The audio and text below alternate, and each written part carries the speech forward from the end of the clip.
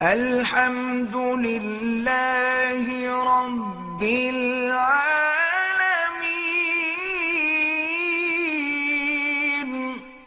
دنیا کی ایک واحد جماعت ہے جو فرقواریت کے لیبل سے پاک ہے، جس کے طرز عمل میں آپ کو طنز نہیں ملے گا، جس میں فرقواریت نہیں ملے گی، جس میں کوئی تشدد نہیں ملے گا، تبھی پوری دنیا میں بآسانی تبلیغ والوں کو ویزا مل جاتا ہے۔ فتنہ پرست لوگوں نے علماء دیوبند کی کتابوں کو سے تروڑ مروڑ کے چیزیں نکال نکول کے ایسا ملغوبہ بنا کے عرب علماء کے سامنے پیش کیا کہ وہ بھی کنفیوژن کا شکار ہوئے ہیں۔ میں نے کہا یہ بزرگ عالم ایک دفعہ ادھر پاکستان یا ہندوستان آ جائے، میں ان کو شب جمعہ میں لے کے جاؤں گا اور کہوں گا ان کا بیان شروع اس سے ہوتا ہے کہ اللہ سے ہوتا ہے، اللہ کے غیر سے نہیں، درمیان میں بھی ہے اور ختم بھی اسی پہ۔ اور کچھ فرقہ پرست لوگ ہیں جو اپنے مسلک کو پروموٹ کرنے کے لیے ان کو ایک موقع ملا ہے دبے دبے لفظوں میں، وہ بھی کچھ تو بالکل واضح طور پر میڈیا پہ آ کے اور کچھ دبے دبے لفظوں میں اس طرح کی چیزیں پھیلا رہے ہیں جس سے تبلیغی جماعت بدنام ہو۔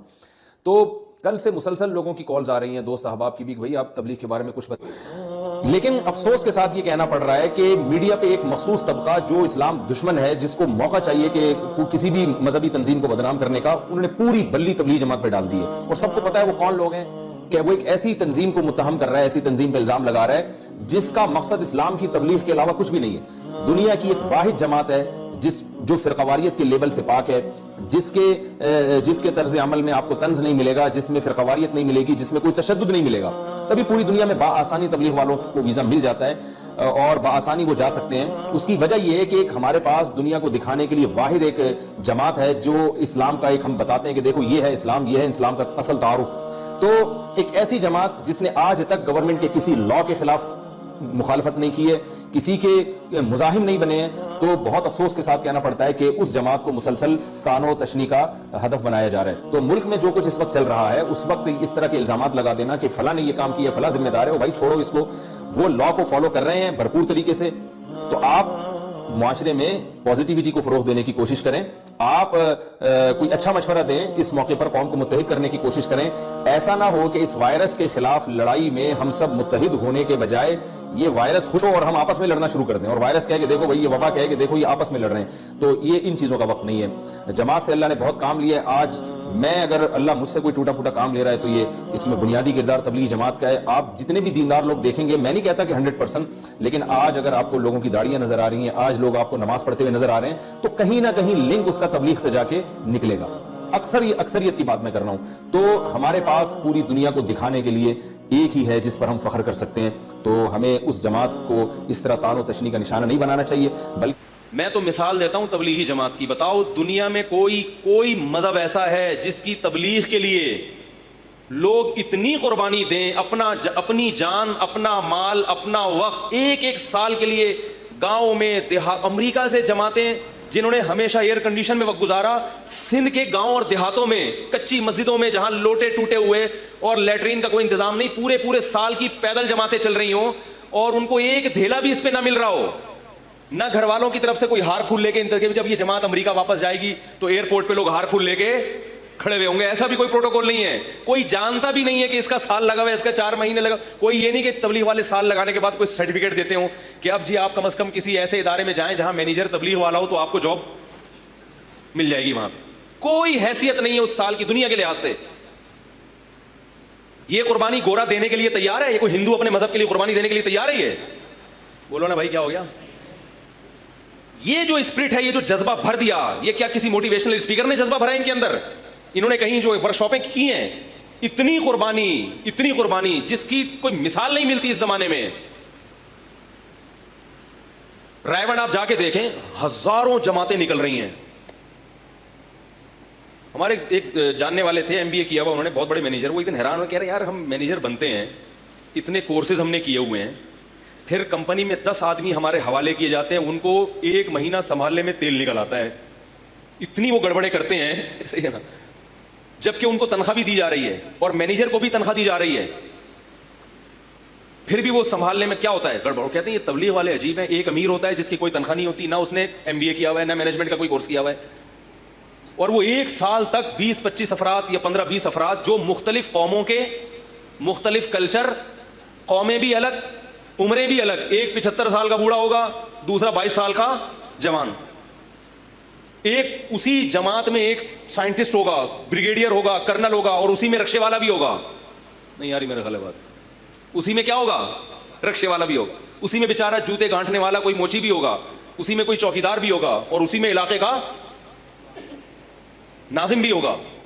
اس مختلف ڈیزائن کے لوگوں کو ایک امیر پوری سال یا 4 مہینے تک لے کے جاتا ہے, بغیر کسی پھڈے, بغیر کسی جھگڑے, اور کوئی تنخواہ بھی نہیں لے رہا, اور بڑی کامیابی سے ان کی عمارت کر کے ان کی پر جو ہے نا ذمہ داری نبھا کے واپس آتا ہے تواضع کے ساتھ کہ میں نے کچھ بھی نہیں کیا. نہیں آ رہی ہو؟ استغفار کرتے واپس آتے ہیں نا. استغفار گناہوں پہ کیا جاتا ہے یا نیکیوں پہ؟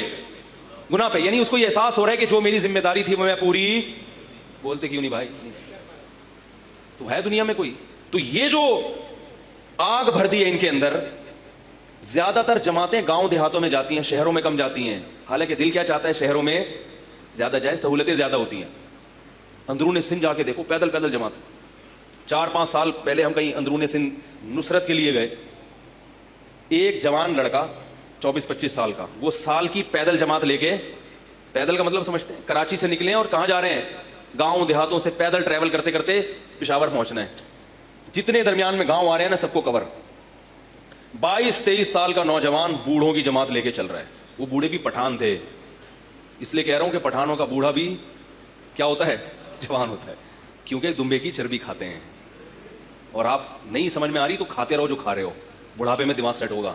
یہ ڈالڈا تمہیں, اور ڈالڈا پھر بھی دوسری کمپنیوں سے اچھا ہی بھی بتا دوں میں, یہ جو جتنے آئل آ رہے ہیں نا خطرناک, ان میں پھر بھی ڈالڈا کیا ہے, دوسروں سے کیا ہے, بہتر ہے. اور جو بالکل ہی جو دوسرے آئل کے ہیں نا وہ تو بالکل ہی اللہ ان سے بچائے. اور وہ میں نے جماعت میں بھی دیکھا کیا کھا رہے ہیں, بولو بھائی. بوڑھا ایک بھی آنکھ کو ٹینشن دینے کے لیے کافی ہے.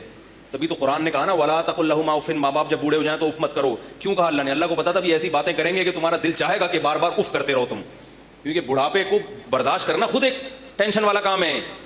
اور ایک بوڑھا نہیں, 5-5 6-6 بوڑھے تھے اس جماعت. جب میں ایک دن 24 گھنٹے میں نے وہاں گزارے ہیں تو میں نے اندازہ, میں نے کہا بھی اس جوان کی ہمت ہے, ان کو کیسے لے کے چل رہا ہے بھائی. کیونکہ وہ تھوڑا سا ان کی طبیعت میں ظاہر ہے ایک چڑچڑاپن بھی تھا, اور وہ بعض دفعہ انکار بھی کر دیتے تھے. مثلا میں جب گیا تو ایک بڑے میاں نے وہاں کا مفتی صاحب کا بیان ہوگا, مشورے میں طے نہیں ہوا, مشورے میں جو بھی طے ہو چکا تھا بھائی فلاں کا بیان ہوگا. تو جو پٹھان تھے نا انہوں نے کہا یہ مفتی صاحب جب آئی ہوئی ہے تو اسی کا بیان ہوگا. مفتی صاحب آئی ہوئی ہے تو کس کا بیان ہوگا؟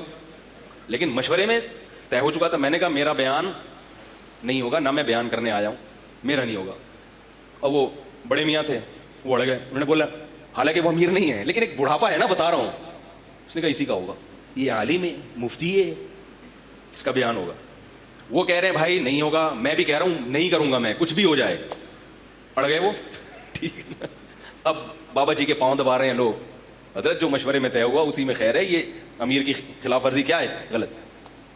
تو میں کہہ رہا تھا یہ ایک دن ہوا ہے تو ظاہر ہے 1 سال میں, لیکن وہ نوجوان کیا کر رہا ہے, پاؤں بھی دبا رہا ہے محبت سے.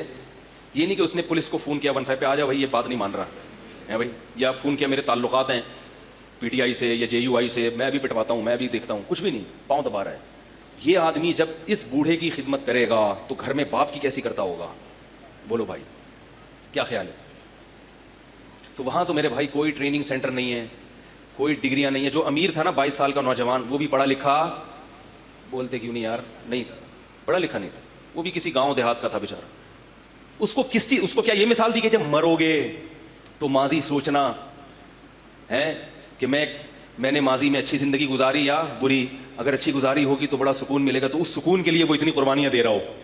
5 منٹ کے سکون کے لیے کوئی اتنی قربانیاں, وہ بولے گا چھوڑو, اس وقت تھوڑے سے پریشان ہو جائیں گے, مرنا ہی ہے نا, 5 منٹ کی, جہاں اتنے عرصے ٹینشن تو 5 منٹ کی ٹینشن, ابھی تو مزے اڑاؤ.